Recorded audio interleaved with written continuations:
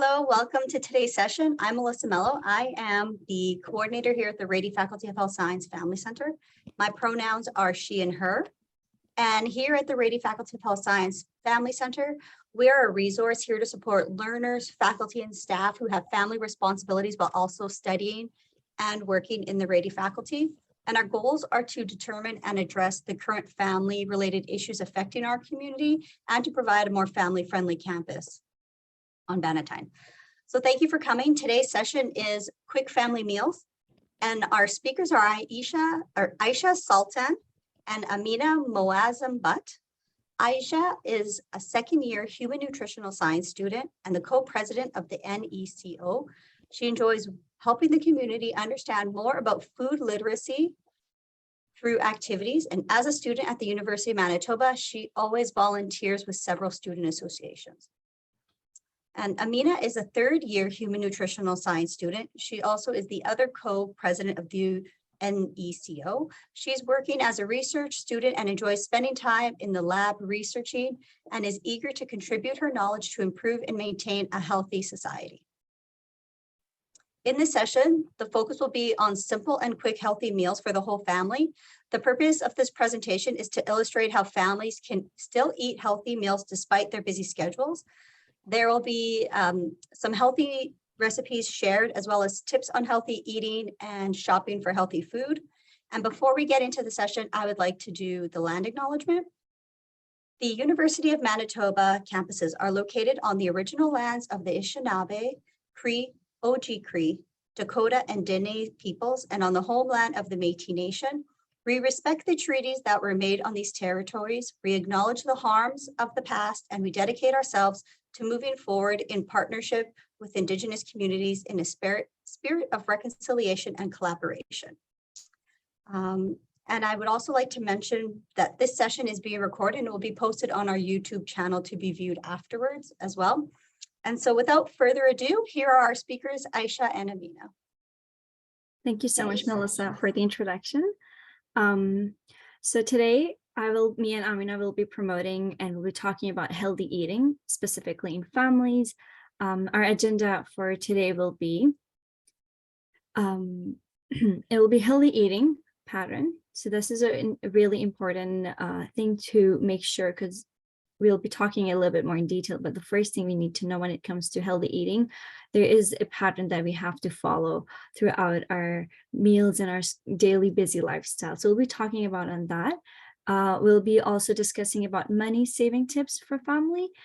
Being a student, having a family in general is so, it can be really time consuming, but most importantly, budgeting is something that we'll be discussing because it's really important to save up and not waste food. We'll be discussing that as well. And then lastly, we'll be talking about quick healthy meals recipes. We'll be sharing some recipes that we have always been sharing with our different associations. Whenever we do our webinars, we share these meals and they're always loved by our participants. So first, we'll be talking about healthy eating on a budget for the family. When we talk about healthy eating, we have to make sure that we're looking into affordable, healthy lifestyle options. We're not just talking about, oh, let's just get something from the healthiest aisle. Let's go to that green aisle and just waste our money just because it says healthy. We have to make sure we're making our decisions right. We have to do our research towards food before we go ahead and purchase something. So today we'll be discussing and focusing more on budgeting as well, because it's a really important component, and we'll be talking a little bit more about it throughout the session. The first thing that we'll be talking is focusing on the 6 Ps. So these 6 Ps are really important to know in your daily lifestyle when it comes to cooking, saving tips, everything when it comes to food. These tips will help you throughout. The first one we'll be discussing is pantry. The pantry have 4 things you need to know a little bit more, what you do already have in the pantry, because healthy meals can be easily prepared, and all you need is a really good, well-stocked pantry and freezer. So shelf-stable items, frozen proteins, spices, cooking oils, these are the shelf-stable food, and which what it means is that you do not really need to replace them after you buy it. So you can actually use this for a really long time, and you do not have to throw them right away. It does not get stale very easily. You have to use this in most of your ingredients, in most of your food, in most of your cooking. So these are the stable items that you have to make sure you keep it safe, you keep it nice, you do not just waste that. And when it comes to, no, could you just go back a little? Yeah. So when it comes to the pantry, you always need to make sure what you're replacing. So now we talked about the oil, spices, frozen proteins are things that we do not really replace it. But you always have to make sure when you're buying items, you need to like take their expiry date, which is like the shelf life. So those are the items that you need to make sure you have to replace them accordingly when the time is right. And you have to always like go back and forth in your pantry. You should know what's in your pantry, because if something expires, you have to throw that out. And we do not love throwing food out. We have to use it. We do not have to waste it. So always make sure that you are always on top of the things that you have on your pantry. The pantry stable ingredients that I like to have in hand all the times is that they is something that you can use it in the kitchen for a long time and also have a long shelf life. So staying stocked on staples, it will allow you to whip out a variety of recipes on short notice as well, because like not every day you just wake up with the plan that I'll cook this today. There are some days that we don't feel our best, but we still have to cook, we still have to eat. So having a good shelf pantry, it will help you to make a good meal throughout the day. So you do not have to worry about grocery shopping every single day. So that's really important. You have to always prevent spoilage as well, because you have to know that what lasts longer, what food you're cooking, how long it will be there for. You have to always make sure you're not having anything spoilage that can cause a lot of bacterial growth and a lot of diseases. So you always have to make sure there's nothing in your pantry or the food that you're cooking is spoiled. So always make sure things that you're cooking are last longer, or you have to check their expiry dates in your pantry. The next thing we'll be talking about is the 6P plan. It's really important because one of the planning keys that we'll be talking a little bit more about it as well, is budgeting. We'll be focusing on that today more. But planning is one of the biggest criteria for me and for anyone I have met in our department. Planning is really important for grocery shopping because it can help you save money. It can also help you work towards your health goal, because when you just sit down and write something for once, you are proactively thinking what you need to do throughout your day, what you'll be doing, what you'll be cooking, how is it beneficial for you. So sometimes, once in a while, planning gets really important part in your life. The next thing we'll be talking about is in detail in the 6 P's is planning budget. So if you go to the next slide, Amina. The plan budget is really important. Amina will be talking a little bit more about it further in detail, but I'll just give you a short review of budgeting because creating a budget is the first step. It's the first plan for you to establish your food budget. When deciding on a new budgeting, it's really helpful for you to keep record of your receipts, and then also like from several months back, what's happening, what did you buy? So like at the end of the month or at the end of the week, you can just see how much you have already spent, and then you can work accordingly next week or next month. So you have to keep track of your monthly and weekly receipts. Always list the items when you're going for grocery shopping. When you're going for purchasing, you can always just list the items you're getting it, and that way you're not going to get distracted really easily. It can also help you identify the items that you're going to be needing in more regular basis. So you'll be more familiarized with the food items you're getting once you write them down. And then this will also assist you in saving a lot of money in greater areas. And then also when you're planning and you're budgeting and when you're writing things down, it can help you adjust things, and it can also make sure that you are saving things that are really necessary and not just getting distracted in the grocery aisles. which I do all the time. So for me as well, grocery lists and having that specific list and then areas that you have to focus on will keep you really grounded and motivated for what you're here in the grocery. The other quick tip we'll be talking about is sales and saving. This is one way for you to work on your, let's say, budgeting and also like saving a little bit more, because who said, like, saving is always a good idea. It's never a bad thing. It never harms anyone, right? So you have to make sure you're saving. And then on the day when you want to save, you have to look at the sales, what things you can get during the sales. And there are a lot of loyalty programs online or in store as well that you can use saving up. And if you haven't already done so, there are different apps and applications for every store they provide for online. So definitely look into that. And then before you go for shopping next time, you can view the different weekly circular in store, and then you can always download it on their website as well.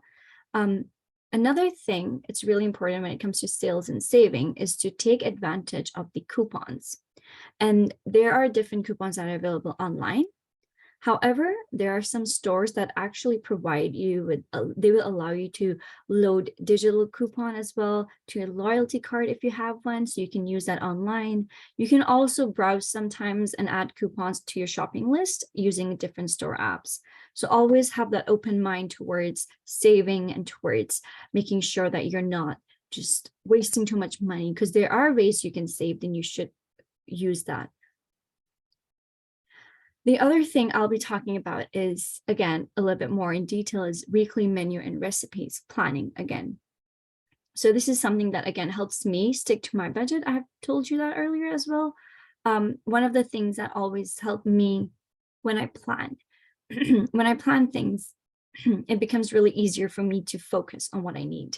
So, for example, I'll prepare all the snacks. Give me a second.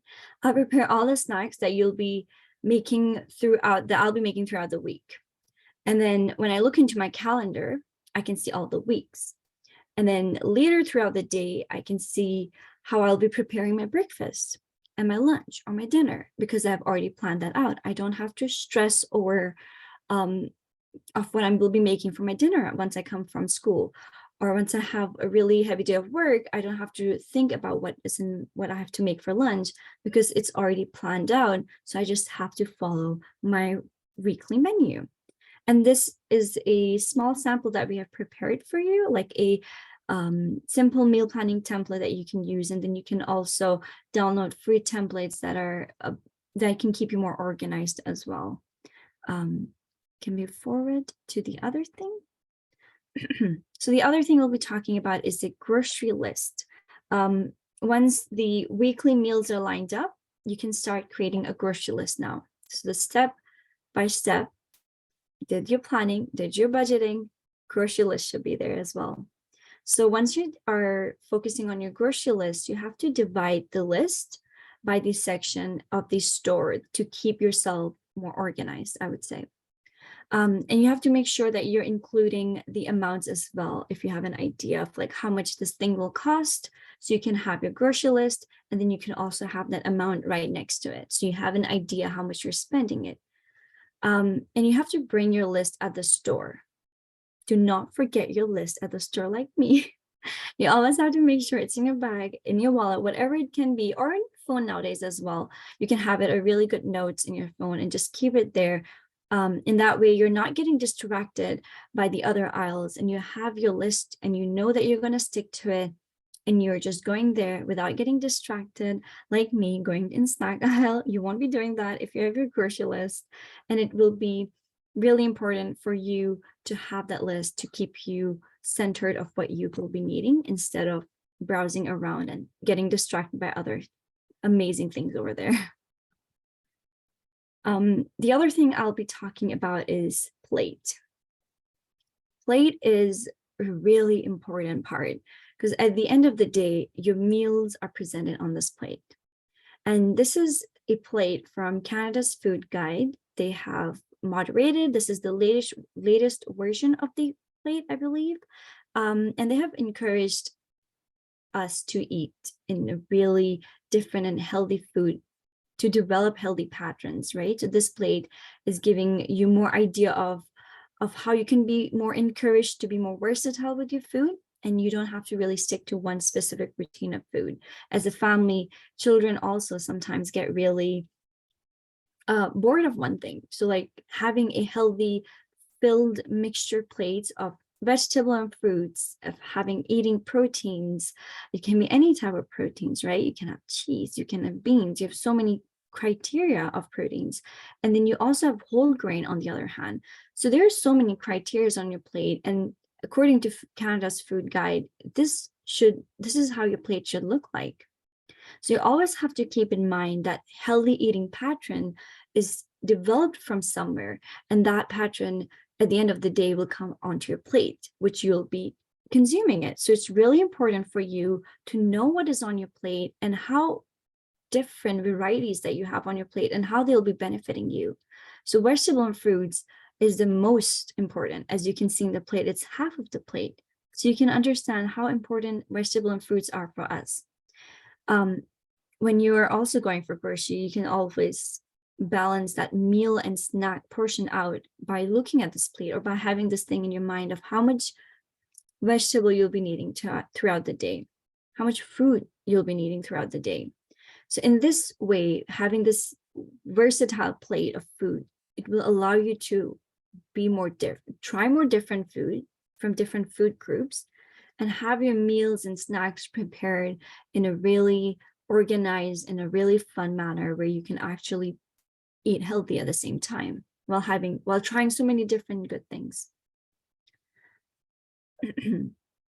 Yeah, so the other thing we'll be talking about, again, a little bit more in detail, is plate, fruits, and vegetable. You have to know half of the plate should be your fruit and vegetable. And the good thing about it is that the more colorful it looks, the better it will be.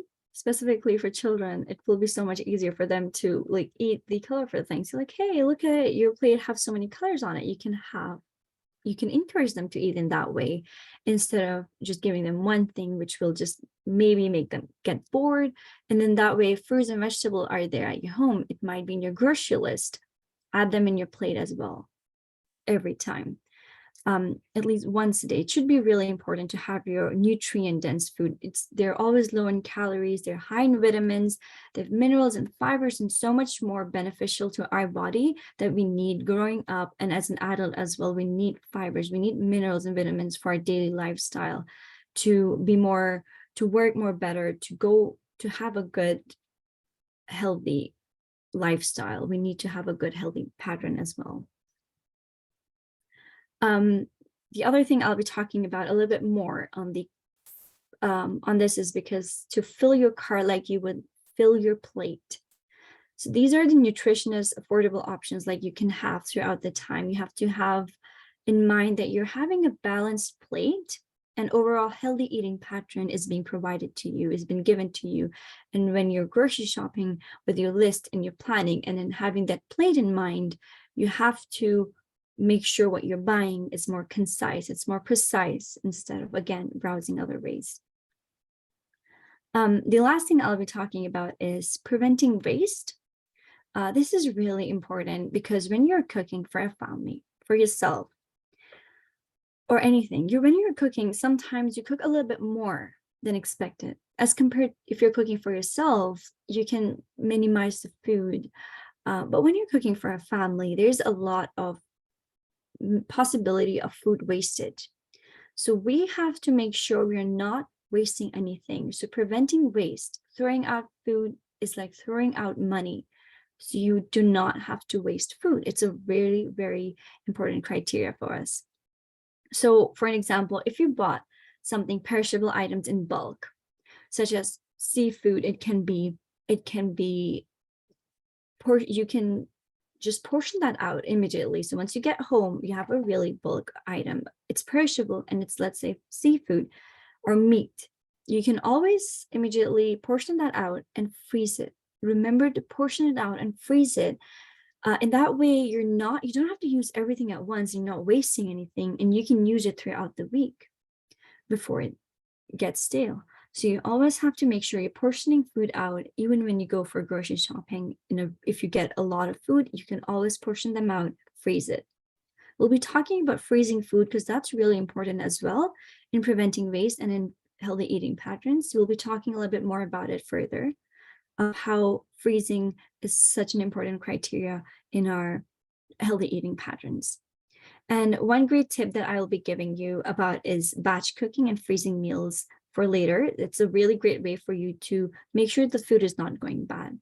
So always try to make sure you have plans for your leftover. You're not throwing anything out. You're making sure you're sticking to your list. Anything that goes first in, first out is a really important rule. Whatever you buy first, which is not perishable, which can get stale easily, you have to make sure you cook that before and keep the perishable items at the end. Freeze it, keep it in your pantry as it is, but do not waste food. Always have your plans for leftover meals. I think the other thing we'll be talking about is budgeting principles. Amina will be discussing more about it in detail for you guys. Yes, so as Ayesha has already mentioned that about budgeting, I'll just go into a little bit more into detail about it. So we all like to have quality things, especially when it comes to food. And obviously household budgets are complex. So these are some of the budgeting principles which helped me a lot. So the first one is plan your meals, and I'll go through each bullet points in detail. So with plan your meals is, as Ayesha has already mentioned, there is no way around it. Planning is important and it helps you be more proactive. It takes a few minutes to plan around, but the good news is every time you do it, it gets faster and easier. So selecting a few recipes is a first step. So which recipes do you like? Select those recipes and pick those recipes based on the ingredients that are present at your home and on the scale, like what produce are available in the season and what items you have in your hand. Now, the next step is you read through the recipes, check to see what ingredients you already have, make a list of everything you don't have. Having your recipes chosen and an ingredient list in hand before you set foot in the store is your most powerful weapon. It will prevent you from wandering around aimlessly around the store and filling your basket with whatever looks good. And we all have been there and have done it. And so always have a plan of attack before you begin. The next thing is using your ingredients wisely. So, there are a lot of flavorful ingredients, and these flavorful ingredients are expensive. For example, fresh herbs like cilantro and mint and cheese, nuts, meat, they all taste great, but they also have a large price tag. So what I would suggest, what helps me is what I try to do is I try to stretch the flavor and, I can say stretch the flavor and your dollars by combining these expensive ingredients like cheese and herbs with bulkier and inexpensive ingredients like pasta, rice, and beans. So while you properly combine expensive and inexpensive ingredients, it's basically you can have your cake and you eat it too. So it's all about ratio, which can be tweaked to fit the needs of your budget. So make sure you use your expensive items with non-expensive items, and therefore you'll have really, in this way, you're using your ingredients wisely. As Ayesha already mentioned about not having waste, and so how you can utilize your leftovers is very important. So do not be afraid of leftovers. And now in this era, the word fresh is overused. If you have seen in Instagram or Facebook, fresh, but we have forgotten the wonderful what leftovers can do, wonderful things we can make out of leftovers. So leftovers can leftovers have definitely fallen out of fashion, and most people turn up their noses at the thought of them. So, but try to like my definition of good recipe is to I enjoy eating as much or even more the next day what I have left. So it's definitely like not every recipe is a good candidate for leftover, but writing off leftover altogether is also a big mistake. So as long as you store your food properly, you can continue to enjoy delicious meals for days or even longer when frozen. So I'll talk about how to freeze properly in a couple of slides later. So as I said, that freezer is your friend. Believe it or not, freezer are good for more than just holding pins of ice cream and keeping your vodka chilled. So I keep my freezer stocked at all times with single serving portions of meals that I use as grab and go lunches or backup dinners when I am just too tired to cook. You can find these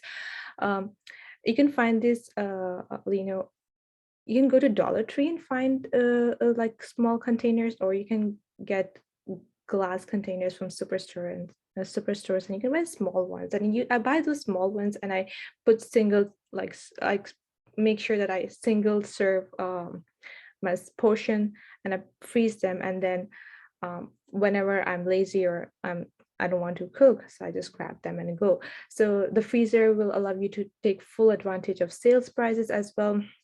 Now, meat is usually one of the most expensive ingredients in a recipe, and saving a few dollars per pound can significantly reduce your cost per saving. So when you see meat or other expensive ingredients on sale and in freezer, you can grab it and use it for to save a couple of more dollars, and obviously the sale, and it will help you on your rainy days.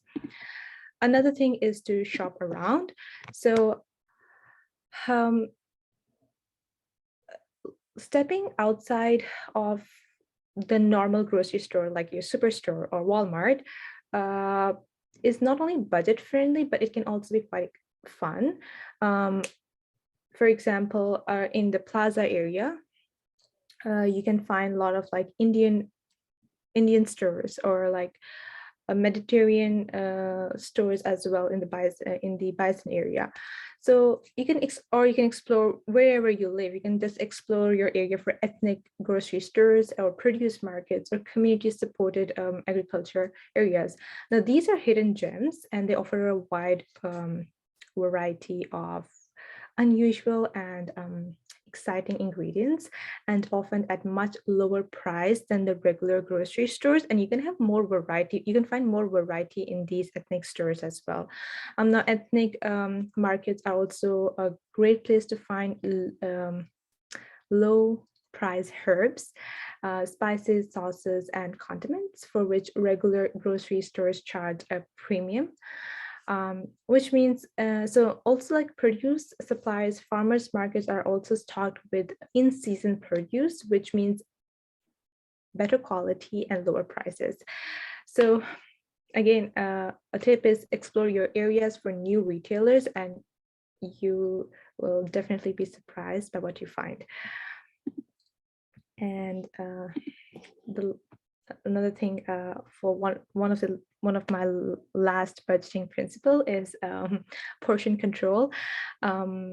So eating more than you need means quite literally, it means that you are spending more than what you need.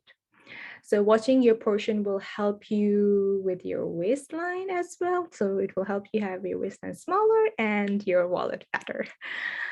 So watching your portions will also, will also help you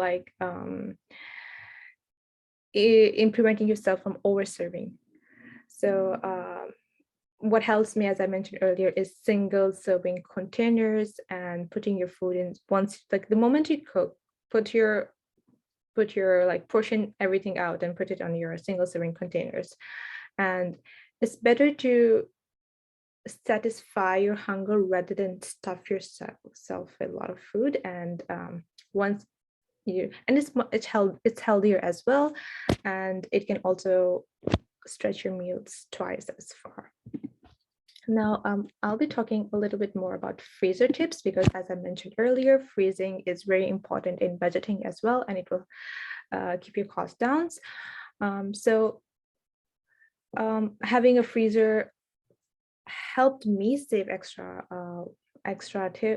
pennies, and it also save extra portions of cooked food. You can save leftover ingredients and take advantage of sales price when they're available. But before you start freezing food, you need to know some tips and tricks to make sure that you preserve the flavor, the quality, the texture, and the safety of the food. So these are 4 things that you keep in mind before you freeze. And you divide, make sure you divide the food, you chill the food, you package, and you label. So by dividing, I mean is, as Ayesha has already mentioned, is to make sure to divide food in usable portion prior to freezing. This way you can thaw only the amount that you need and avoid like thawing and refreezing cycles. Repeated thawing and freezing of large portion can expose food to dangerous temperatures and degrade the flavor and texture of the food. So divide cooked food into single serving portions and divide ingredients as well. Like chicken breast, for example, if you go and buy from Superstore, like what I usually do is when I buy halal chicken from Superstore and it's in a tray. So instead of like putting the whole tray in the freezer, what I do is I take one chicken breast and put it in a freezing bag, and then that way I'm portioning it out, and whenever I like, and when I can thaw it based on my needs and when and how much I need on what I want to make on that day. So it's really good for when you're freezing anything, just remember how you are going to use them.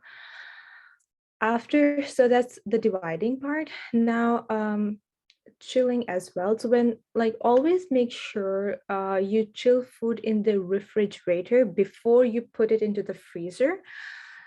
So it's a very I'll just elaborate on that more, is that when warm or room temperature foods are placed directly into the freezer, they take longer to freeze, first of all, and they form large ice crystals. You might have noticed that when you guys freeze your food. So these large ice crystals tend to damage food more. And there's a whole nitty-gritty details, the chemistry behind it. It breaks the cells and all, everything. But just to the tip is, make sure that you chill the food, put in the refrigerator, and then you put it into the freezer so that they don't form large ice crystal, because large ice crystal will damage food more. They will result in more poor texture after thawing. And food that is refrigerated first freezes quickly. They form small ice crystals and has fewer texture changes. So fewer small ice crystals are good. Big ice crystals, not good. And the thing is packaging. So choosing the correct packaging for freezing food is also important. The main goal is to reduce exposure to air, because that will result in less moisture loss and will decrease the possibility of freezer burnt. So make sure that you wrap your items tightly in a plastic and take advantage of thick freezer grade zip top bags. You can find that in Dollar Tree as well.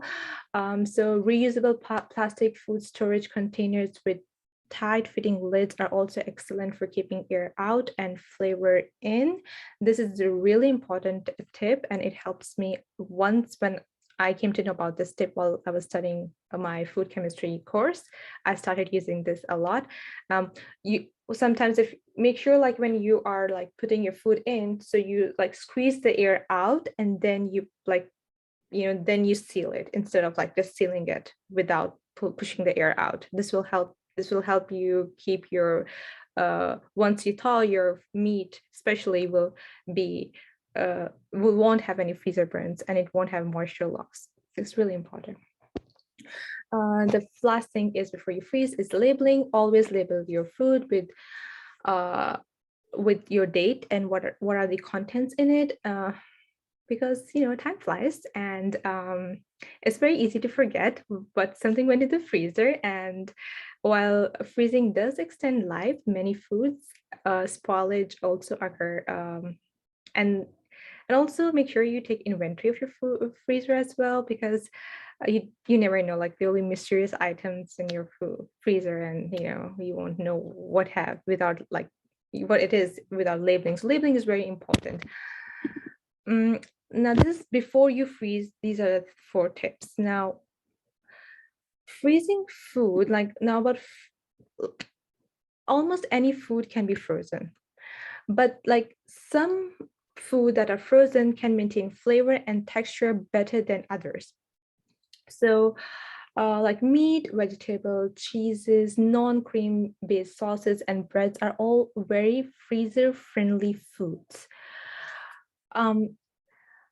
Frozen vegetables should only be used in dishes where they will be cooked, because freezing process can cause them to become soft upon thawing, and you guys might have seen that. And there is a chemistry behind it, but I'll just stick to this, is that vegetables is not that freezer friendly, because once you thaw them, they become soft and it does not maintain the texture. However, it's very important to remember this: despite the texture change, frozen vegetable maintain all of their nutrients and flavor.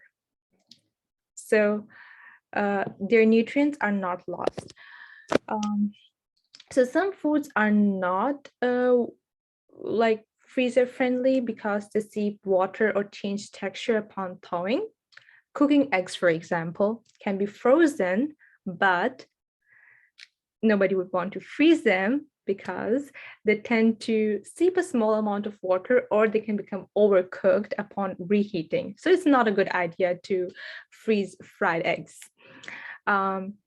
Also, remember, every food has different lifespan when frozen. So try use frozen goods within 3 months. This is what I do from the date on which they were frozen. So the labeling is important. Also, as I mentioned earlier, take regular inventory of items in your freezers so you don't end up with mystery items, or also like unintentionally purchasing items you already have, right?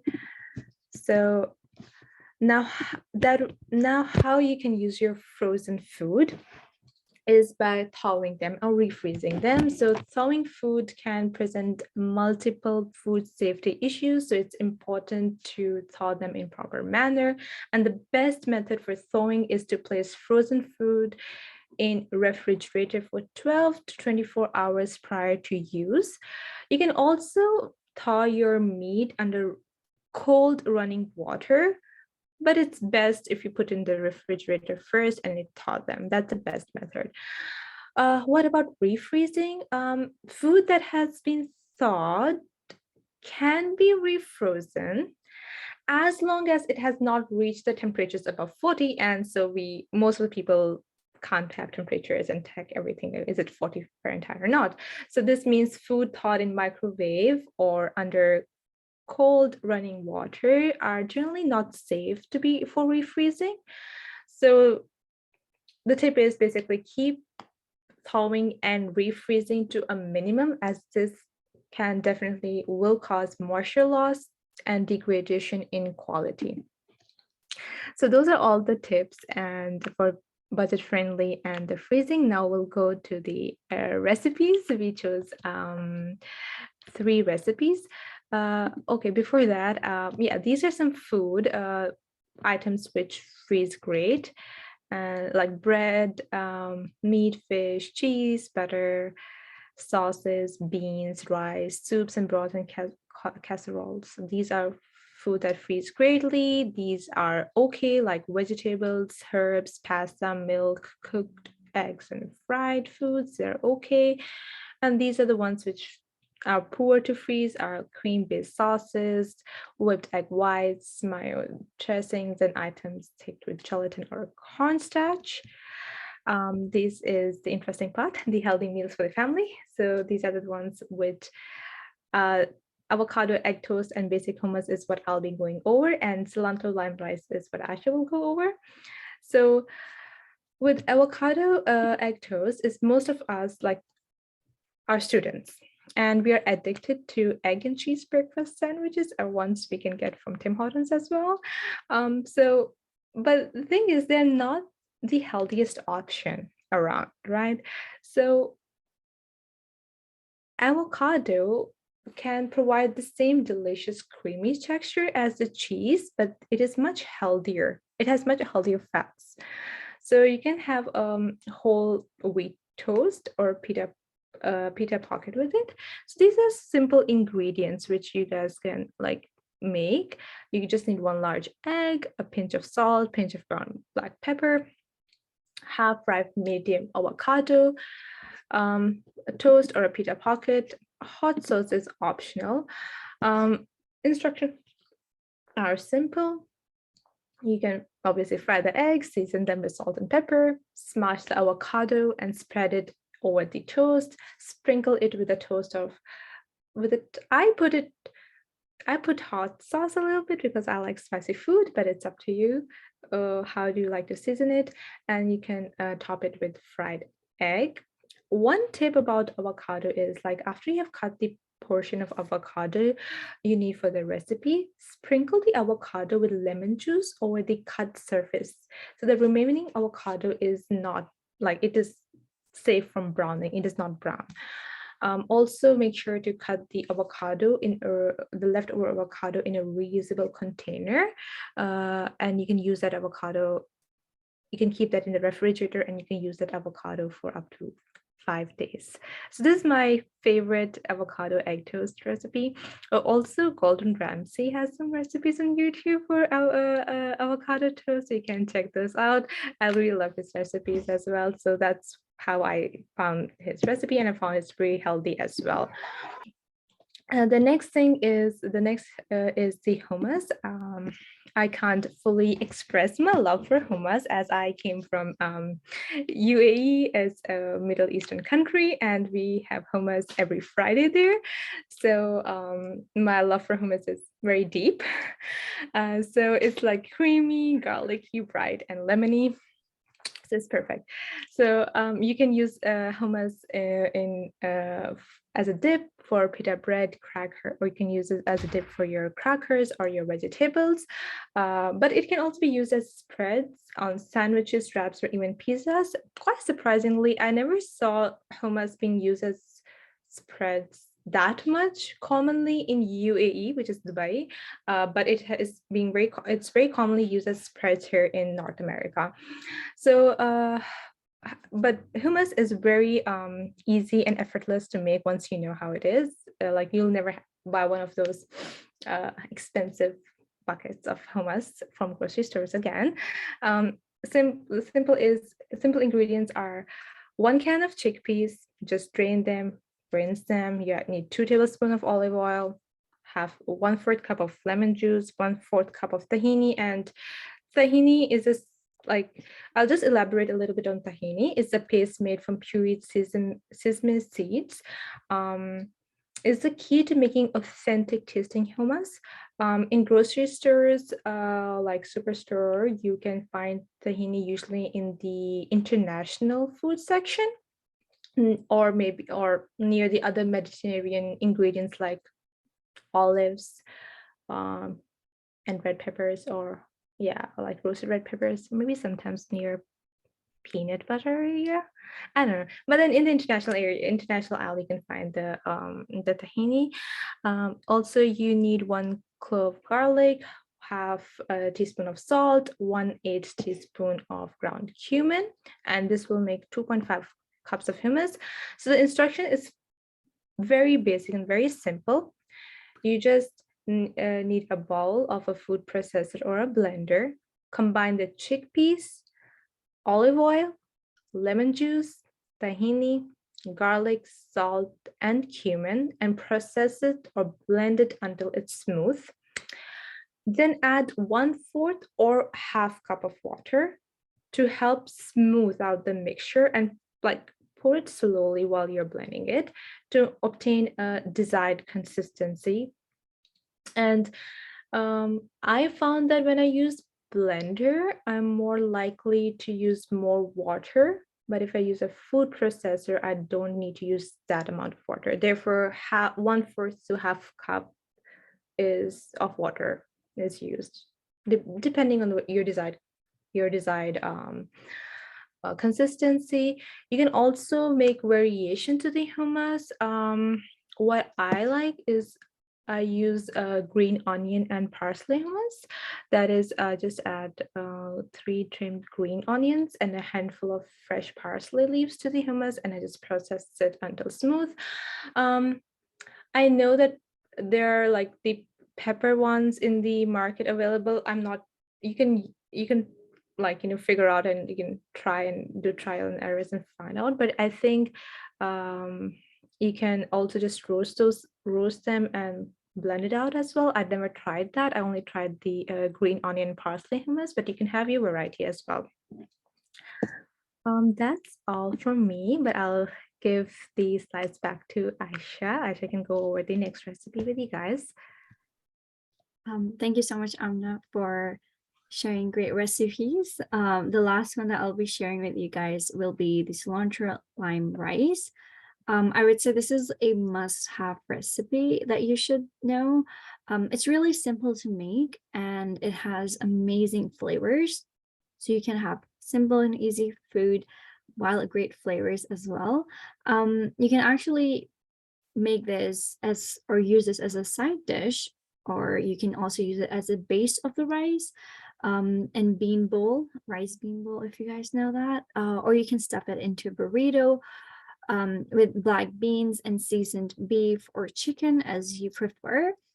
The only pro tip I can give you is to remember to use fresh lime for this recipe, because it will give you so much of a flavor other than if you use a bottled juice. So if you make this recipe, just remember to use a fresh lime if you can. It will just add so much more flavor to your food, like that you'll be craving for more. So the ingredients you can see over here is like 2 cups long grain rice, 2 cups chicken broth, 1 medium lime, and half bench fresh cilantro leaves, roughly chopped salt, onion. I mean, salt is optional. The ingredients are pretty simple, and it's mainly something that you can find it in your pantry as well, hopefully. But if not, these are the things that you usually end up buying for your normal grocery list. So you can just use this for your cilantro lime recipe as well, and it's really easy to make. I can give you a brief instruction of the recipe. However, we can actually forward you the 3 recipes with instructions later after this presentation, so you guys can actually just go through it and print it out whenever you want to, instead of just writing right here or understanding it. So we will be giving you all the instruction and the ingredients separately as well after this presentation. But I can just go through it a little bit about the instruction of how you can make the cilantro lime rice. You can make it in a medium saucepan. You can combine it with rice and chicken broth, and then you have to cover up the pan. You have to raise up the heat really high, and then bring the mixture to a boil. Once that's done, you have to reduce the heat to low, and you have to simmer it for around 20 minutes, 15 to 20 minutes, I would say. And then you can remove the pan from the heat and let the rice stand undisturbed for at least 20 more minutes.